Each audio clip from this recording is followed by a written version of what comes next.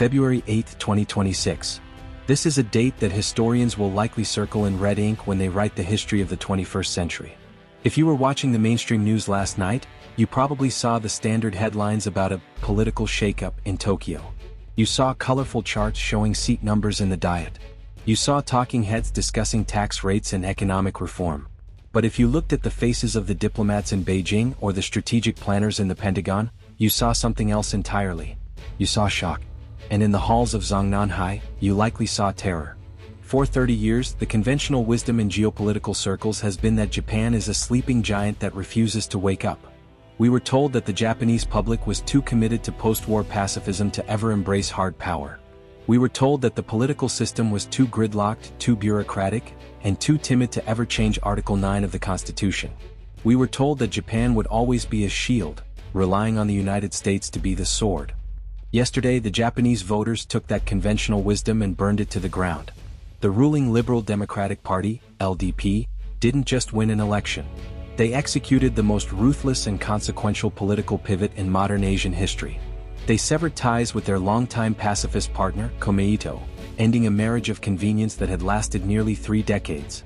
In its place, they formed a super coalition with the Japan Innovation Party, the Nippon Ishin no Kai. This is not a government of continuity. This is a government of revolution. The peace break that has stopped Japan from acquiring offensive weapons, exporting arms, and hosting nuclear assets has been ripped out of the car. The driver has stomped on the accelerator. The peace constitution is on the chopping block. And the sleeping giant just picked up a spear. Introduction. Welcome to Doctrine of War. Today we're dissecting the election result that has turned the first island chain into a wall of fire. Here is the thesis for this episode.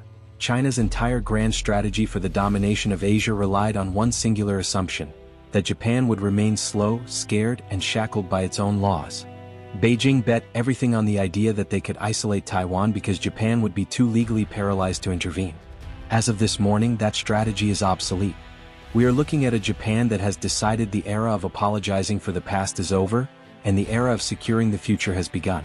We are looking at a nation that is arguably the world's most latent military superpower, with the third largest economy and the most advanced technology base, finally deciding to turn that potential into kinetic reality. We are going to break down this supermajority shock, the rise of the ultra-hawkish Ishin party, and exactly what happens when you combine Japanese industrial efficiency with a military that is finally allowed to fight. We will look at the specific weapons systems that will now be unleashed, from the Type 12 missile to the next-generation fighter jet, and the nuclear sharing debate that is about to explode into the mainstream. If you're starting to grasp why this political shift in Tokyo represents a strategic catastrophe for the Chinese Communist Party, hit that like button and subscribe to Doctrine of War. We're breaking down the defense pivots reshaping global power, and your support keeps this analysis coming. The mandate of fear. Let's be clear about what just happened. This wasn't a close call.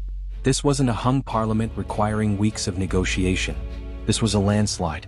For the last decade, the Japanese public has been watching the world burn around them. They watched Russia invade Ukraine, shattering the myth that economic interdependence prevents war. They watched Hamas attack Israel and the subsequent chaos in the Middle East. But closer to home, the threat wasn't abstract. It was visible from their beaches. They watched the People's Liberation Army, PLA, simulate blockades of Taiwan, effectively threatening Japan's energy lifeline. They watched North Korean ballistic missiles fly over Hokkaido, triggering air raid sirens in peaceful Japanese towns. They watched Chinese Coast Guard vessels, which are larger than most nations' Navy destroyers, harass Japanese fishermen in the Senkakus every single day. The Peace Party, Komeito, told the voters that dialogue was the answer. They preached the old doctrine of strategic ambiguity. They argued that buying long-range missiles was provocative, and that Japan should act as a bridge, not a barrier. They tried to sell the idea that if Japan remained harmless, it would remain safe. The voters looked at the missiles flying over Okinawa and decided that provocative was better than defenseless. The LDP, led by the hardline faction often associated with the ideological legacy of Shinzo Abe, campaigned on a platform of national survival. They didn't sugarcoat it. They said, "The storm is coming and we need a roof made of steel." They argued that weakness is what invites aggression, and that only overwhelming strength can preserve peace. And the Japanese people gave them the numbers. The LDP and their new partners, the Ishin, now control more than 2/3 of both the lower and upper houses of the Diet. Why does that specific number, 2/3, matter? Because 2/3 is the magic key. It is the threshold required to initiate a constitutional amendment. For 70 years, pacifists and constitutional scholars have used the lack of a supermajority to block any change to the Constitution. That barrier is gone. The gate is open. This is a massive win for the free world. It proves that democracy works. When faced with an existential threat, a free people can look at the uncomfortable reality, discard their comforting illusions, and vote to confront the danger. Japan has stopped hoping the crocodile won't eat them, and started voting for a bigger gun. The end of the Komeito break. To understand why this is such a nightmare for China, you have to understand the mechanism of the Komeito break. Since 1999, the LDP has ruled in coalition with Komeito. Komeito is the political wing of Sakai Gakkai, a massive lay Buddhist organization committed to pacifism and social war. The LDP was always too afraid to touch this topic. They feared the public backlash from the legacy of Hiroshima and Nagasaki. But the Ishin ran on this platform and won. They argued that facing a nuclear-armed China, Russia, and North Korea without a nuclear deterrent on Japanese soil is negligence. This shifts the strategic calculus in East Asia overnight. If this coalition moves toward nuclear sharing, China's ability to nuclear blackmail Japan evaporates. Currently, China knows it has nuclear dominance over Tokyo. But if Tokyo hosts US nukes, and if Japanese pilots are trained to deliver them, the escalation ladder becomes terrifyingly steep for Beijing.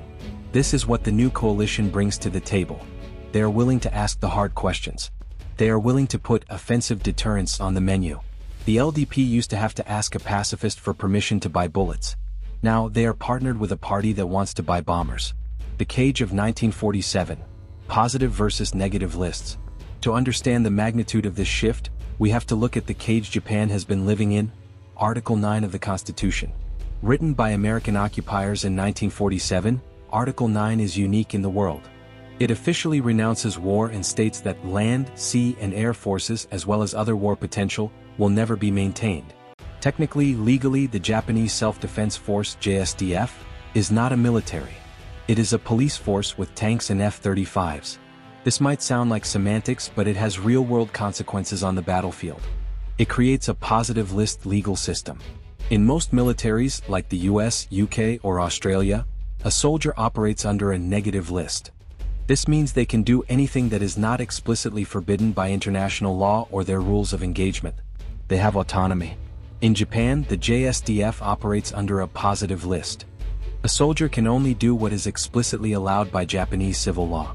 If a situation arises on the battlefield that isn't written in the law, they have to freeze. They cannot act. This is a disaster in modern warfare, especially in gray zone conflicts. Imagine a scenario: a Chinese maritime militia boat, officially a fishing vessel but hull reinforced for combat, starts ramming a Japanese destroyer. The Japanese captain has to check a thick rulebook to see if ramming by militia acting as fishermen is on the positive list. If it's not, he technically can't shoot back without breaking the law. Article 9 also bans collective self-defense in its purest form. For years, this meant that if a US Navy ship was attacked right next to a Japanese ship, the Japanese ship couldn't help, because Japan wasn't being attacked directly. Shinzo Abe loosened these rules in 2015 with his interpretation of the Constitution, but the core restrictions remain. Article 9 is the ghost that haunts every Japanese commander. It is the reason why the JSDF is often described as a Ferrari in the garage: high performance, beautiful engineering, but never taken out for a drive. The unleashing, from police to warriors. The new LDP Ishin coalition exists for one primary purpose: to hold a funeral for Article 9. With their supermajority, they can now pass an amendment that explicitly legitimizes the JSDF as a national defense military, Kakubo-gun. This changes everything. First, it changes the legal standing. The JSDF moves from a positive list to a negative list. Japanese commanders will finally have the autonomy to react to threats in real time without calling a lawyer in Tokyo. They can engage hostile targets based on military necessity, not bureaucratic permission. Second, it unlocks the defense industry. Under the old rules, Japan effectively banned itself from exporting weapons. This killed their defense industry because they couldn't achieve economies of scale. A missile built only for Japan costs 10 times more than a missile sold to the world. With the new coalition, the three principles on transfer of defense equipment will be shredded. Japan will become a major arms exporter. We are talking about the giants of Japanese industry: Mitsubishi Heavy Industries, MHI, Kawasaki Heavy Industries, KHI, IHI Corporation, Subaru. These are companies that dominate civil engineering. Now they will dominate defense. Imagine the Philippines operating Japanese-built Soryu-class submarines, the quietest non-nuclear subs in the world. Imagine Vietnam buying Japanese high-end radars to monitor the South China Sea. Imagine Japanese tanks and artillery being sold to NATO allies in Europe. Japan produces some of the best military tech in the world.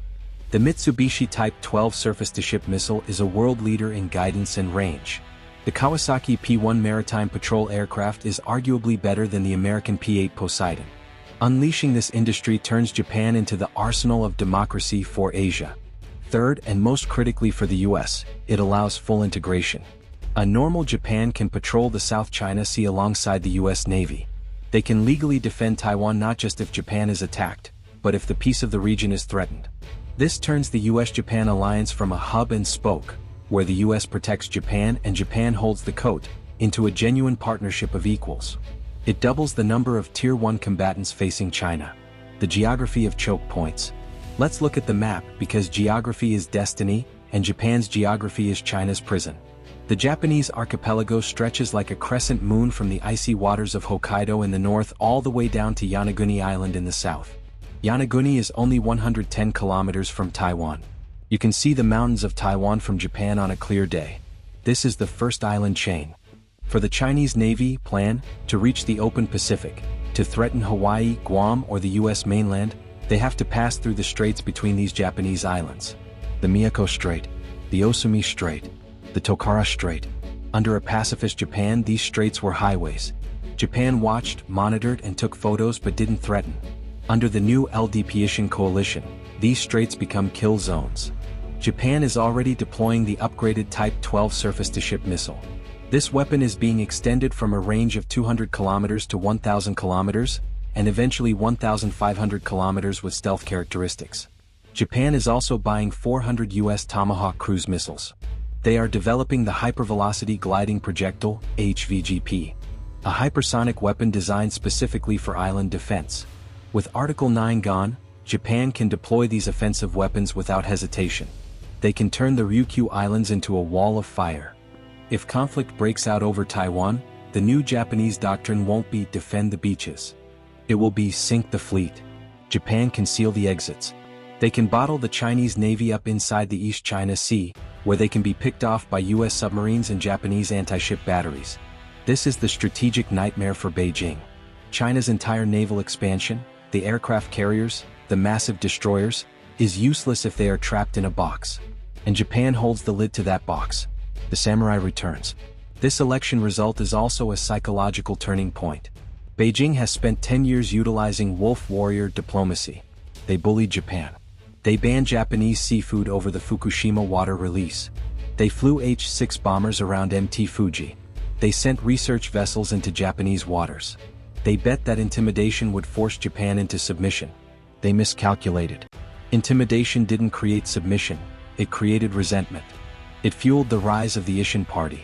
It convinced the average Japanese voter, the salaryman in Tokyo, the farmer in Niigata, that pacifism was a suicide pact. The samurai spirit is a cliché often overused by Western observers, but in this case, it fits the strategic shift. Japan is a nation that values order, consensus, and harmony. But historically, when that harmony is threatened, Japan pivots to militarization with a speed and efficiency that terrifies its neighbors. In the Meiji Restoration of the 19th century, Japan went from a feudal society with swords to a modern military power, defeating Russia in 30 years. In the post-war era, they went from nuclear rubble to the world's second-largest economy in 30 years. Now we are seeing the third pivot, the Great Rearmament. The Ishin coalition is the political vehicle for this rearmament. They are not burdened by the past. They are focused on the uncomfortable reality of the present. They look at the demographics, they look at the debt, and they look at the threat, and they have decided that the only way out is through strength. The election of February 8, 2026, will be remembered as the moment the West's sleeping giant finally woke up. For decades, Washington has been begging Tokyo to do more. to spend more, to fight more. And for decades, Tokyo politely declined, citing their constitution, their history, and their coalition partners. Those excuses are gone. The chains are off. China now faces a Japan that is legally authorized, politically mandated, and militarily capable of fighting a high-intensity war. They face a Japan that is willing to host nuclear assets. They face a Japan that is actively arming China's rivals in Southeast Asia and Europe. Beijing wanted a vassal. They poked and prodded and bullied. But in doing so, they achieved what no American president could ever achieve. They created a warrior. Hope is not a strategy. And as of yesterday, Japan has stopped hoping for peace and started preparing for war. Thanks for watching Doctrine of War. Do you think this new super coalition makes war more likely or less likely? Does a rearmed Japan stabilize the region or provoke China? Let us know in the comments below. Stay sharp, stay realistic, and we'll see you in the next one.